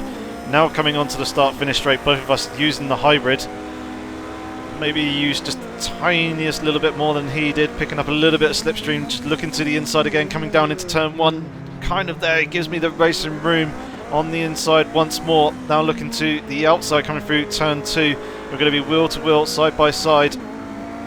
He's got the inside line, so he should be able to defend and hold on to the race lead for a moment, but as you can tell, I do not want to be giving this one up that easily. Using some hybrid there, coming off of turn 4 and through 5, and now we're kind of in the dirty air coming through these two medium speed corners.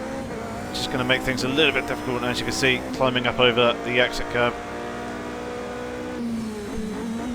I just need to try and stick relatively close to him and see if we can try and come back at him. Coming out the exit of the right hander of turn 12 onto the back straight. Try and see if we can make a move coming into the chicane. If not, try and set ourselves up for turn 1. So again, the rear end just wanting to step out a little bit in the dirty air, so not really close enough. In fact, I'm definitely not going to be close enough to try and make a move here coming into the chicane. Just need a good smooth run through the actual chicane itself, and then coming out the exit of the final turn here as well. So let's see what we can do. Trying to get on the hybrid relatively early coming out of the corner, but that didn't really work. Ended up understeering out wide. So following him on round for a little bit longer, but as you can see, in places we're getting very, very close to the back of his Audi.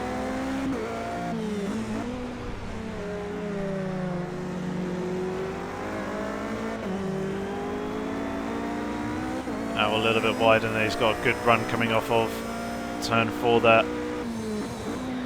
He's managed to extend the gap quite nicely, but trying to save and hold on to a little bit more hybrid this time. Although we're going to use most of it coming down towards the hairpin, but the more you use, the more you regen in braking, because obviously you're coming into the braking zone that much quicker. But it looks like he's going to start to pull away now. I don't really have an answer in terms of trying to hang with him unless he makes a mistake. He dipped the outside wheels onto the grass there, so that may have potentially have affected him trying to hook into turn 12, but it seems like it didn't. So it didn't really gain anything.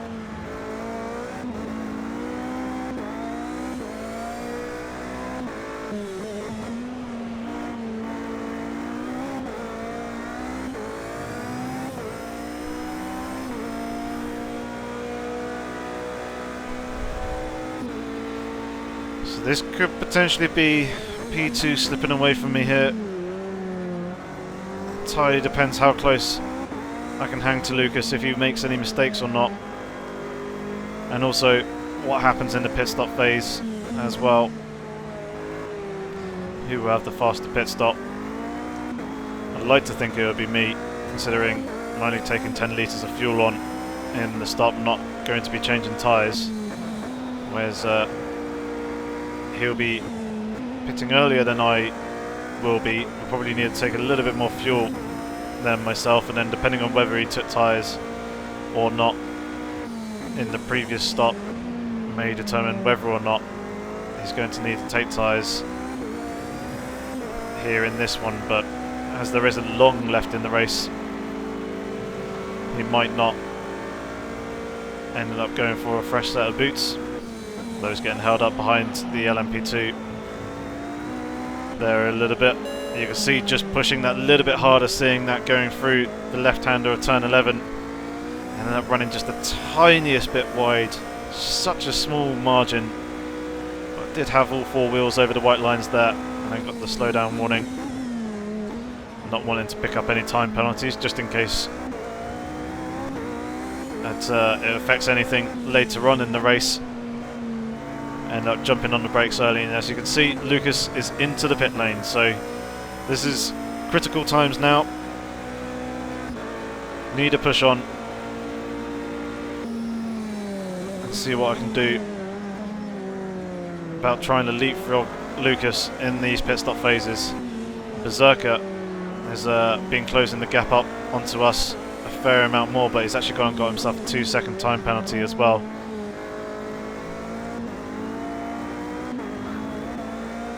But yeah, with the lead that he had prior to the stop, that probably isn't going to mean anything.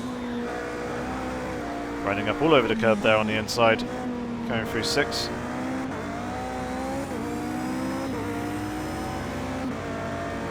So, need to be clever with this traffic here. Try and time it all right. Pass them at the right times. This Corvette is going to be very, very difficult unless we can use all the hybrid before. Schumacher S's and managed to get that position snuck on through without myself getting affected. So that's good news for us.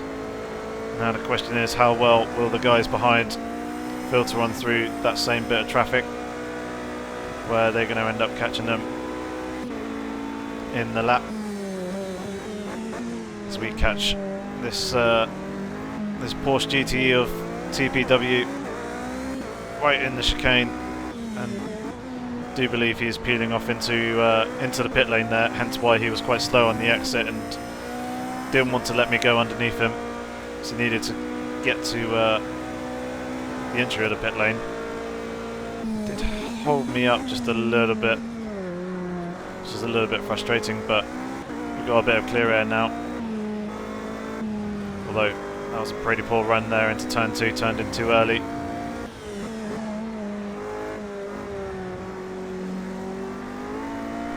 Better run through 3, and then 4 wasn't too bad, but could have been a little bit tidier. 136 there was very nice. 7 was pretty good as well, not really troubling the curve too much on the exit, just because it can be a little bit grabby out there. Can kind of suck you off the circuit slightly, so not really wanting to lose the momentum and risk a potential spin or awkward situation of trying to fight the car. Try and stay off of that curb as much as possible, but obviously ride up as close to it as we can.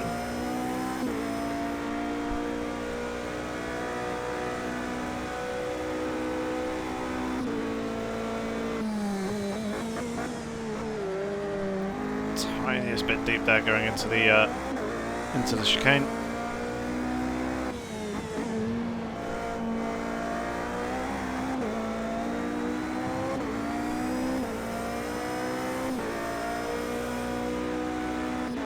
Run through past Marauder. So we're on now for another lap. It seems like Worn Tyre and Berserker are very, very close to one another. Potentially battling away for position. So hopefully that will allow me to extend my lead to them a little bit more. They are going side by side through corners. If Worn Tyre is trying to defend.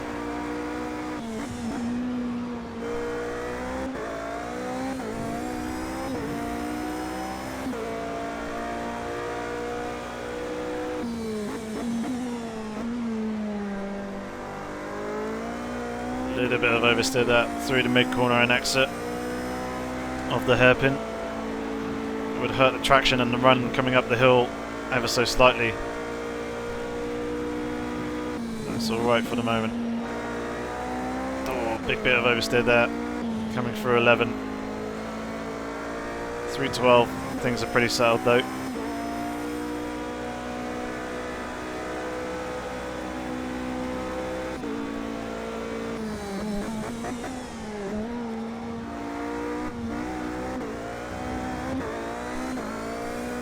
Pretty good run through the chicane. This is looking like it's going to be one of the fastest laps of the race. And indeed it is my fastest lap of the race. We're 136.6. And the gap to Worn Tyre and Berserker behind is now 8 seconds. So that's good. We're extending the gap to them, which is nice. Just need to keep on pushing. Keep on trying to build a bit more of a buffer. Hopefully Worn Tyre can keep on defending to Berserker and hold him behind for a little bit longer, but Berserker's got a quite big substantial lead, so he's not really going to go for any risky move, so he doesn't want to risk losing that through contact or a big spin, or suffering any potential damage. And Berserker has actually now managed to get himself past Worn Tyre, so it doesn't really matter anymore. It's going to now start coming at me to the inside of the Porsche TPW.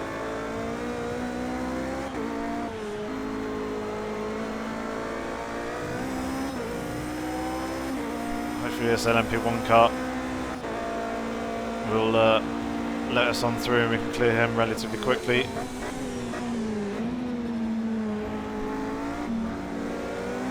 There he goes, moving out the way.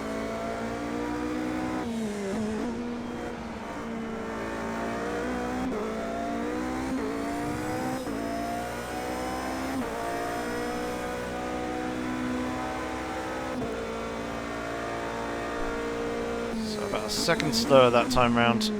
There was some traffic and a couple of little mistakes I had made as well.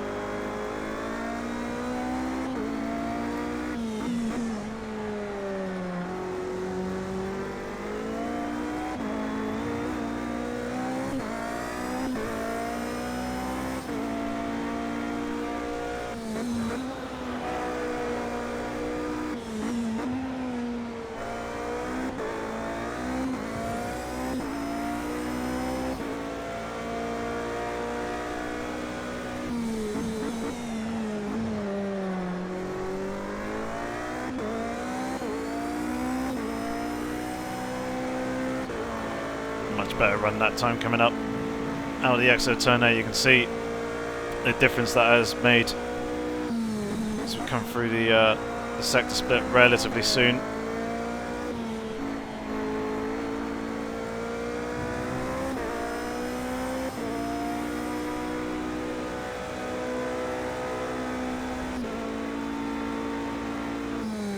There it is, so 2 tenths up. And that's basically all come from getting a better run coming off of the hairpin at the bottom of the hill, with less oversteer, less wheel spin on the exit, so just better traction. Which gave me a much better drive. And we go once again, setting a new personal best lap time here in this race. 11.5 litres of fuel remaining. Bit of oversteer there on the exit of turn 1, but that's actually helped us to open up turn 2 quite nicely. Carry a little bit more speed into the entry. So we've got just a little bit more downforce to us, and with that wider line as well, it's able to pick up the throttle at the right sort of point.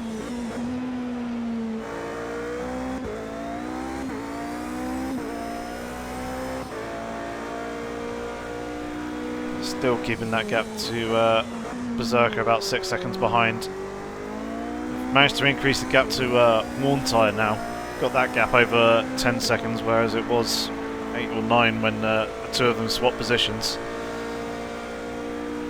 I haven't actually been keeping an eye on the gap to Lucas, but as we can see at the moment, they're lurking about 35.5 to 36 seconds.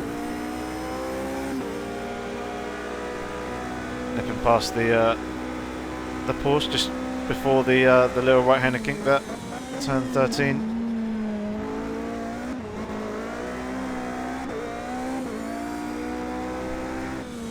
So we're into the final 15 minutes.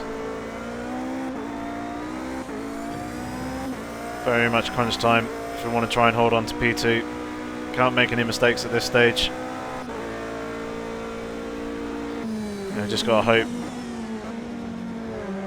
that the pit strategy with the amount of fuel that I'm taking on board is going to cost us less time than what Lucas would have had to deal with when he made his pit stop.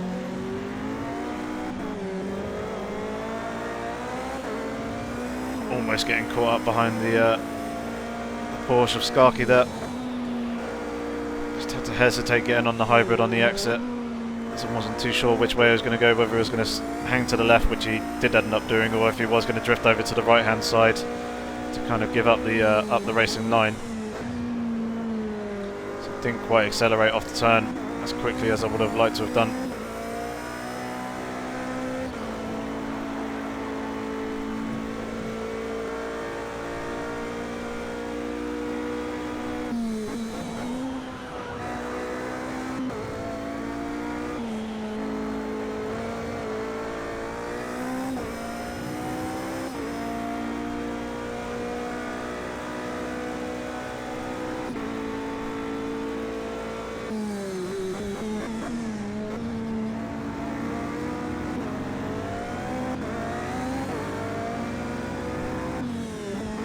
About nipping past the Corvette before the final corner.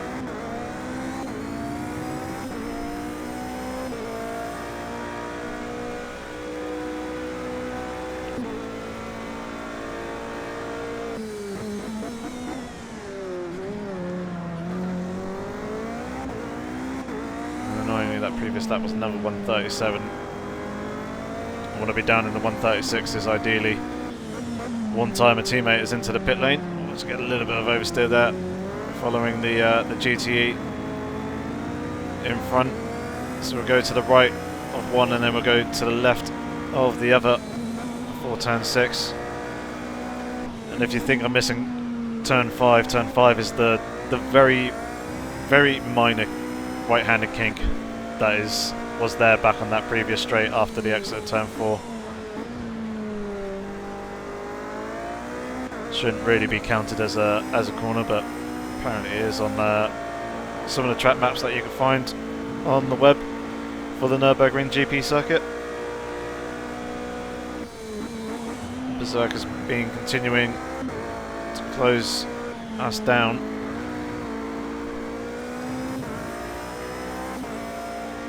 I'm not really too worried about the gap between myself and him. I'm more focusing on the gap between ourselves and Lucas. Just now at 36 seconds as I catch the inside curb there.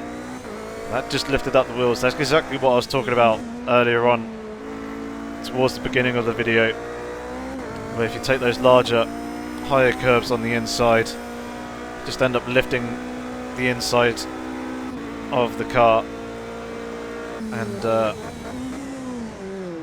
it's not ideal because the air catches the underside, catches the floor and kind of helps to hold it up a little bit. You also ended up losing some of the aero attachment as well, going over and underneath the car. So you lose downforce and therefore lose grip and lose time. So it's better in these high downforce cars just to stick to the lower curbing. And that will get you a good drive coming off the corner, providing you get the line right.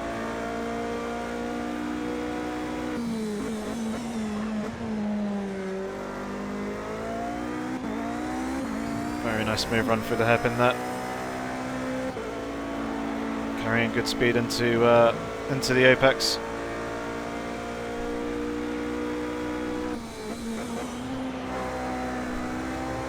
Very nice through 11 as well. Now onto 12, picking up the throttle very, very early. Taking out quite a bit of life out of the tyres. So I'm pressing the car quite hard through those high-speed corners. And yeah, you shouldn't really be accelerating as hard as I have been with the amount of steering lock that was being applied, but obviously I'm in a bit of a rush, and as you can see I was a little bit impatient there behind the Porsche GTE going around the outside on the exit. Probably should have waited and gone for a switch back on him, but I was kind of wanting to carry the speed and momentum through the corner. Thankfully he facilitated the room on the outside there to allow me to slip on through.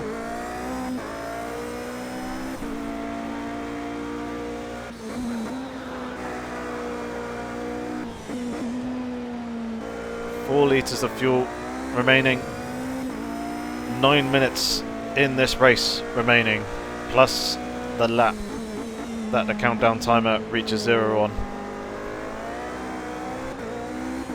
Starting to struggle a little bit now, coming off, or getting the drive coming off of the hairpin at the bottom of the hill there. The rear end just wanting to break away each time. And now we're going to end up getting caught behind the LMP2 car here, who goes and locks up mid-corner. I have to jump on the brakes to try and avoid running into the back of him.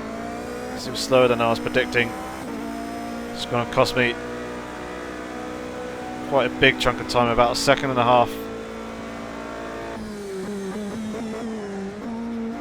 Yeah, now you can see. And then Berserker's not too far behind either. That's very frustrating. But Lucas has gone and picked up a 2-second time penalty now. So that could potentially work in my favour. All depends with these pit stops. Just having another double check with the fuel load. I've been able to save a little bit more fuel than what I was previously needing. So rather than 10 litres, I could probably drop it down to either 7 or 8 litres, as 6 litres isn't going to be enough.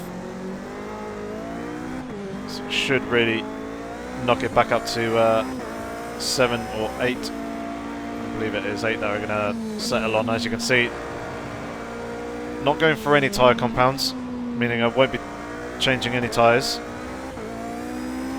in the next stop, and I just need to sort the damage option out, because that is still set to custom, which I believe had pretty much everything turned off anyway. But yeah, if you can get that set off just to make sure and prevent the pit crew from trying to repair any of the damage on the car.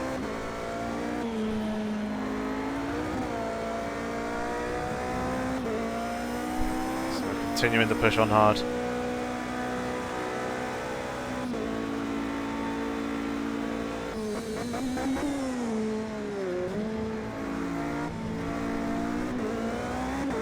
here we go, diving into the pit lane with 1 litre of fuel remaining. Evidently not going to be able to do one more lap and get very, very close there to the tyre barrier that was at the end of the guardrail on the entry to the pit lane. As you can see, just double checking everything, turning off the damage option. But yeah, really attacking that pit limiter line and attacking that that pit entry and the hairpin that's there, just to try and save as much time as possible and hope that we come out ahead of Lucas.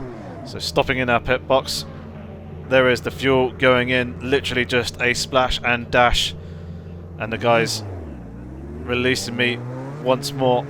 So now we come out of the pit lane, accelerating hard, using the hybrid as well, just to make sure that we are going to come out ahead of Lucas, who is just there on the track behind me.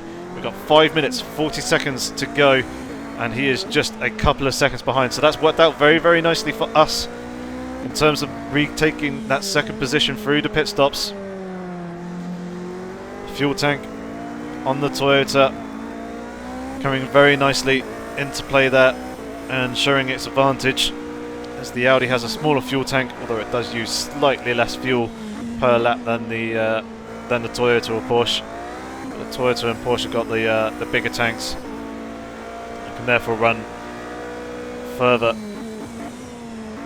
in a stint as well. It's all part of the balance of performance of the LMP1 cars that they had in the real world, to try and equalise them over the course of the Le Mans 24 hours, which is what these cars and their fuel tanks and everything are based off of.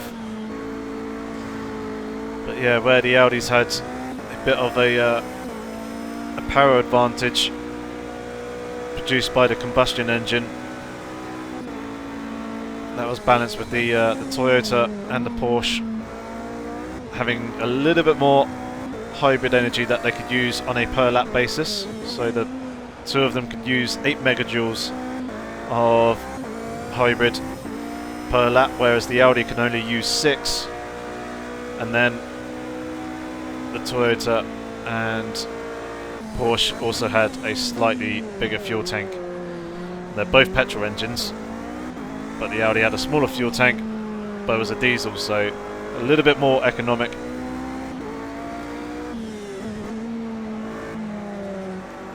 And that was how the ACO, which is the governing body alongside the FIA, balanced the performance there between the LMP1 cars. And I flashed the LMP2 car, hoping to slip up underneath it going into turn 6 there, but I don't think he quite saw me coming into the braking zone. Did just about manage to read the situation in time to avoid making contact, but I was wanting to try and obviously slip through and not lose too much time, because obviously Lucas is very much there right behind me. But now, after having to follow that LMP2 for a couple of corners, Lucas is now closer than he was previously. So take us back to 10-15 minutes ago, when I was having to defend from Lucas. I'm going to have to do it all over again. And as you can see, tyres are relatively heavily worn now at this stage, but Lucas should be in a very similar position.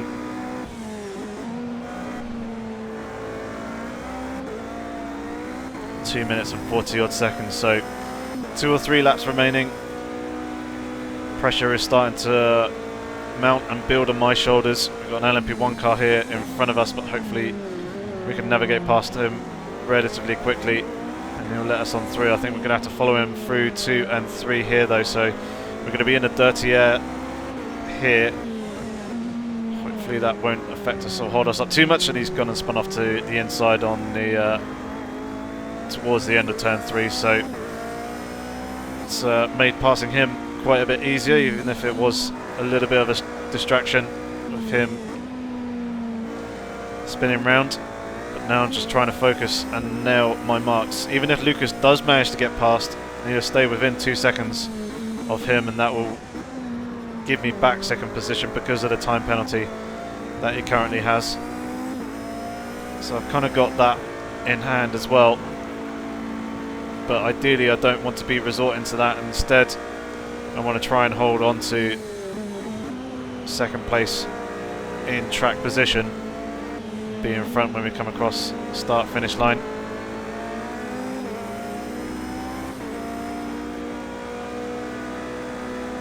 Slipping past the GTE car there. Now he's going to start closing up a little bit in the slipstream as we come into the braking zone here for the chicane. I felt that I've been a little bit stronger going through the actual chicane itself in comparison to Lucas. There's a couple of times when I was following him I was able to gain a little bit of ground through that, and likewise when in front as well. It does seem to be pretty strong on the brakes. Oh, a little bit of a mistake there, the rear end wanting to step away slightly. This is going to be the final lap of the race. Well, actually no, potentially it could go on for one more. We shall see. There's 30 odd seconds remaining, as you can see. Berserker's 33 seconds up the road, so it all depends when he actually crossed the start finish line and where on track he is going to be when that countdown timer reaches 0. Niklas is getting fairly close there through turn 6 and 7, but made a slight mistake in doing so as well and dropped off the back of me a little bit, so that's worked quite nicely in my favour. Clear Andrex without an issue here, and now it's just a case of trying to save the hybrid, and that has worked out beautifully for me because Lucas hasn't been able to pass Andrex going through the left-hander of turn 11. That's helped build a very nice buffer, and the race has been complete, so this is the final lap of the race. Just going through the chicane for one last time, then round to the final corner out of that and across the start finish line with 1.5 litre of fuel remaining. Very, very happy with that one to take second position. Quite a tough race in the end, but hopefully you guys enjoyed that one. If you did, give it a thumbs up. If you have any comments or questions, feel free to leave them down in the comment section below. I'll try and get back to you as soon as I possibly can. Consider hitting that subscribe button if you don't want to miss out on any future content. But otherwise, thank you very much for watching. Hopefully I shall catch you in the next one. But until then, have fun, stay safe, and take care.